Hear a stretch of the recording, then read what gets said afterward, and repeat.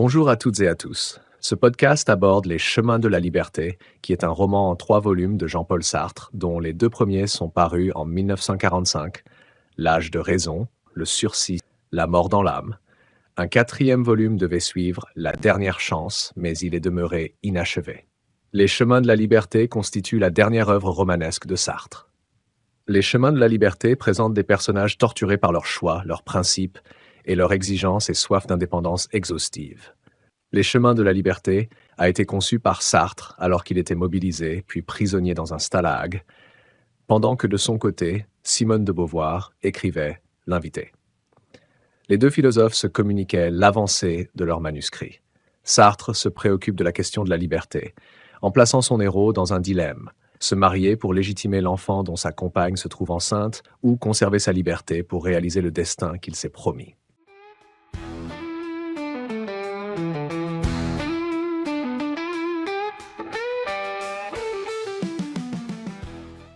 Premier tome.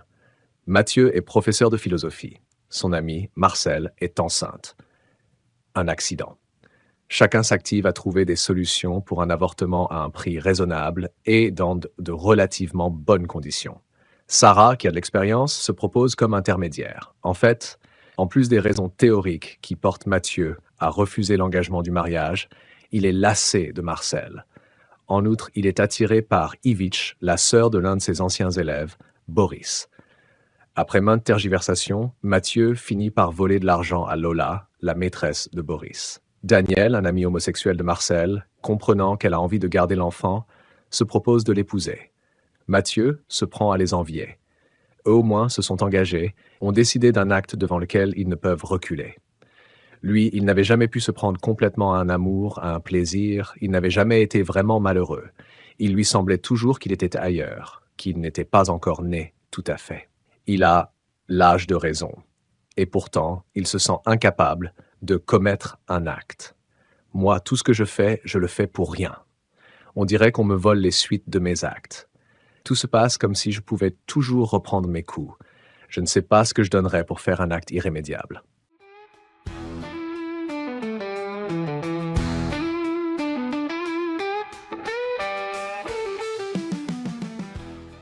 Le 2e tome, Le sursis. Ce roman raconte l'histoire de divers personnages durant une semaine, menacés par l'approche de la guerre. Le roman met en scène plusieurs lignes d'action. À Marseille, Gros-Louis, berger, rencontre un noir. À Bonn, Chamberlain vient à l'hôtel Driesen pour parler des mémorandums avec Hitler. À Paris, Maurice et Zézette rentrent chez eux après une balade sur le boulevard Royal. À Jouan-les-Pins, après avoir parlé avec Odette, Mathieu réfléchit sur la guerre devant la mer et rentre dans la villa de Jacques, son frère et le mari d'Odette.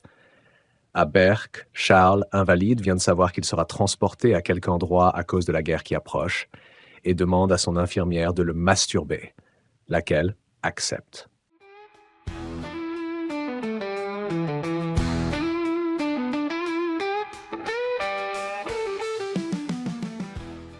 Dans la campagne française, Marcel et Daniel se baladent paisiblement, mais Daniel désire la guerre. À Paris, Brunet, communiste, croit voir s'effondrer le boulevard Royal devant lui. À Marrakech, Pierre fait une visite touristique avec Maud, qui le dédaigne à cause de sa crainte de la guerre. Dans la région des Sudètes en Tchécoslovaquie, Milan, professeur dont la maison est attaquée par des habitants allemands, met à plein volume la radio dans laquelle le gouvernement tchécoslovaque proclame la mobilisation totale. C'est un roman de la simultanéité, puisque la simultanéité n'existe pas en tant que telle et ne peut naître que dans l'esprit du récepteur, qui, de la sorte, participe à la production de sens. Cette simultanéité caractérise le roman. Par exemple, à la fin du 1er chapitre, Maurice est sur le point de déchausser son pied gonflé, tandis qu'Odette est sur le point d'être libérée du bruit énervant que Jacques fait en buvant son potage.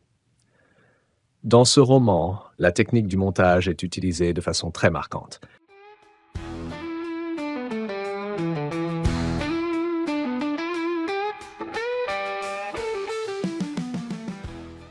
Le 3e tome, La mort dans l'âme.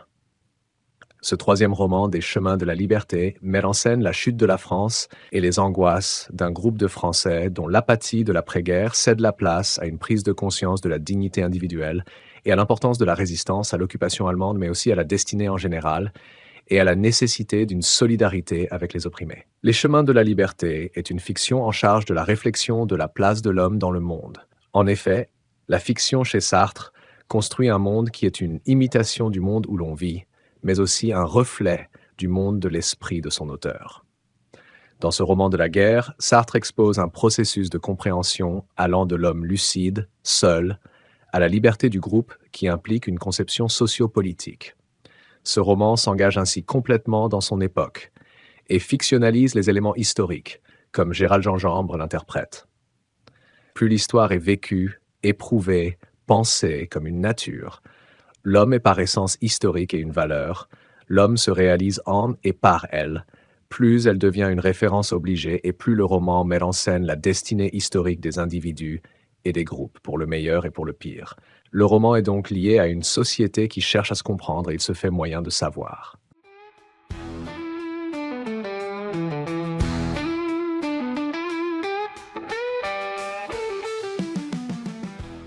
Dans la trilogie, la présence de la guerre est visible, mais elle n'est pas vraiment mise en perspective. Si ce cycle romanesque implique des événements et des personnages historiques, il montre davantage l'homme et sa nature. En réalité, l'auteur n'est pas parvenu à trouver ou à démontrer ce qu'est la liberté à travers son roman. La mort ne saurait signifier l'apogée de la vie du héros. On ne peut pas dire pour autant que l'écriture des Chemins de la liberté est un échec ou que le roman est sans valeur. Même si l'auteur n'arrête pas une conception de la liberté, le roman contribue à guider le choix des hommes dans ce monde. L'engagement est essentiel à Sartre, comme écrivain et comme homme. Tout au long de sa vie, il aura été le porte-parole des peuples afin qu'ils puissent décider de leur sort, n'hésitant pas à risquer sa vie pour exprimer ses opinions.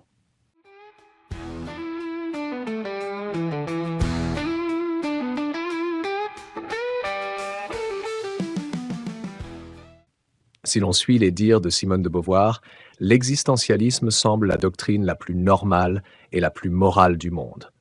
L'homme n'est un homme que par son refus de demeurer passif, par la pulsion qui le projette du présent vers l'avenir et le dirige vers les choses pour les dominer et les modeler. Pour l'homme, exister, c'est refaire l'existence. Dans Les Chemins de la liberté, le héros Mathieu Delarue, en tant que alter ego de Jean-Paul Sartre, pourrait être n'importe qui. Par ce symbole du commun, il manifeste l'existence de l'homme, défini par sa volonté et sa capacité d'agir. Quant à l'avenir, chaque moment présent deviendra l'histoire de demain, et chacun de nous s'inscrit dans l'histoire. En bref, le rôle de l'histoire dans la fictionnalisation inventorie, l'époque de Sartre, au sein d'une littérature qui voulait entreprendre une réflexion centrée sur le développement historique. Agir dans l'instant présent est une marque d'engagement et une preuve d'existence de l'homme.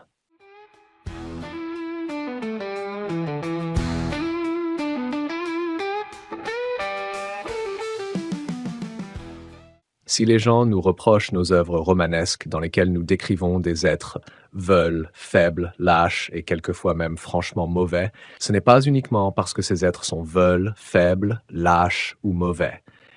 Car si, comme Zola, nous déclarions qu'ils sont ainsi à cause de l'hérédité, à cause de l'action du milieu, de la société, à cause d'un déterminisme organique ou psychologique, les gens seraient rassurés.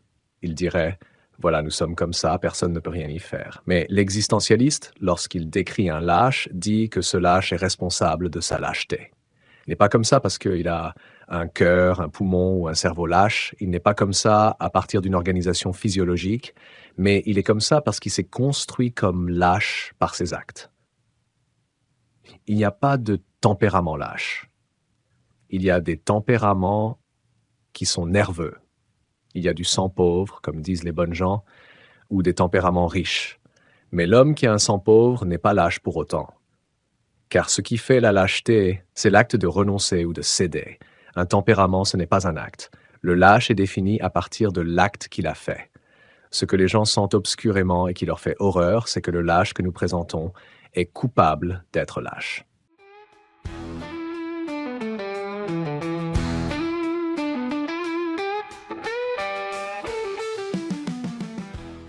Ce que les gens veulent, c'est qu'on naisse lâche ou héros. Un des reproches qu'on fait le plus souvent au chemin de la liberté se formule ainsi. Mais enfin, ces gens qui sont si veulent, comment en ferez-vous des héros? Cette objection prête plutôt à rire, car elle suppose que les gens naissent héros. Et au fond, c'est cela que les gens souhaitent penser. Si vous naissez lâche, vous serez parfaitement tranquille, vous n'y pouvez rien. Vous serez lâche toute votre vie, quoi que vous fassiez. Si vous naissez héros, vous serez aussi parfaitement tranquille. Vous serez héros toute votre vie, vous boirez comme un héros, vous mangerez comme un héros. Ce que dit l'existentialiste, c'est que le lâche se fait lâche, que le héros se fait héros. Il y a toujours une possibilité pour le lâche de ne plus être lâche et pour le héros de cesser d'être un héros. Ce qui compte, c'est l'engagement total. Et ce n'est pas un cas particulier, une action particulière qui vous engage totalement.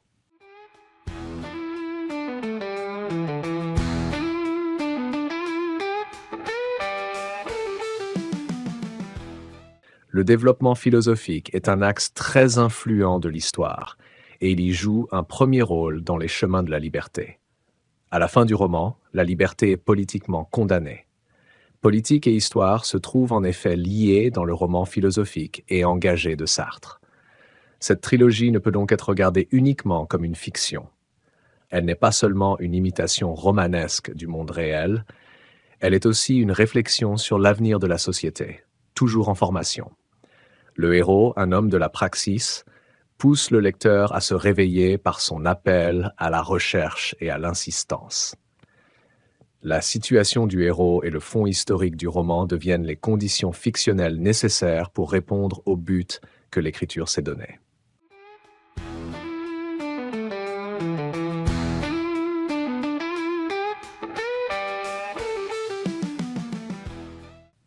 Je vous remercie d'avoir suivi cette vidéo. N'oubliez pas de la partager sur vos réseaux, abonnez-vous pour m'encourager. Merci encore et à la prochaine vidéo.